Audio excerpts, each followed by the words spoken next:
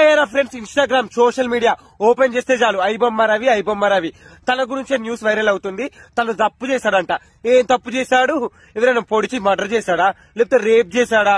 ఏం మాట్లాడుతున్నారు మీరు? కొద్దిగా సెన్స్ ఉందా? తను కరెక్టే చేశారు. మన మిడిల్ క్లాస్ పేదవాళ్ళు సినిమాలు చూడలేకపోతున్నారు. ఇప్పుడు ఎంత రేట్లు పెరిగిర్రు. గుద్దవాళ్ళకి 500 గంట పెట్టుకొని చూస్తారా అండి మాలాంటి పేదవాళ్ళు? చెప్పండి. పాపని కరెక్టే చేసిండు. హ్యాక్ చేసి మీరు నాశనాలు అయిపోరు. ఒక్కొక్కడు సొమ్ములు బాగా తింటాడు. రాజకీయ నాయకులు ఎంతో ప్రజల దొమ్ము దోసుకుంటున్నాడు. కసంట మీద టార్గెట్ పెడితేంది పాపం గైన ఓ పెద్ద షాప్ చేసి మీడియా మీద తీసుకొచ్చి బిల్డప్ దెంగుతుర్రు. కొద్దిగా సెన్స్ లేదండి.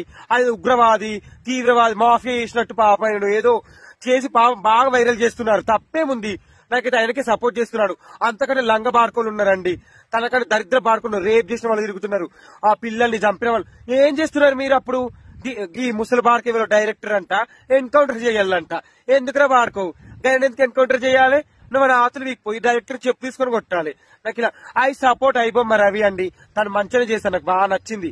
ప్లీజ్ తనకు కూడా మీరు సపోర్ట్ చేయండి. నాకు కామెంట్ లో చెప్పండి. నేను మాట్లాడింది రైటో కరెక్టో చెప్పండి. నేనైతే ఈసారి మంచిగా అనిపిస్తుంది నాకు. ఎందుకంటే ఆయన ఏం చేశాడు మిడిల్ క్లాస్ కి పాపం ఎంత పాప్కార్న్ ధరలు అయితే దేవుడా గుద్దలు అయిపోతుంది. రేట్లు అయితే గుద్దలుగా పెంచారు. పాప్కార్న్ థమ్స్అప్ తాగలిపోతుంది థియేటర్లకు పోతే. గింతగానమా ఏందండి పాపం? ప్లీజ్ సపోర్ట్ చేయండి ఐబొమ్మ రవికి. తనకు బయటకు రావాలని మనస్ఫూర్తిగా కోరుకుంటున్నాను.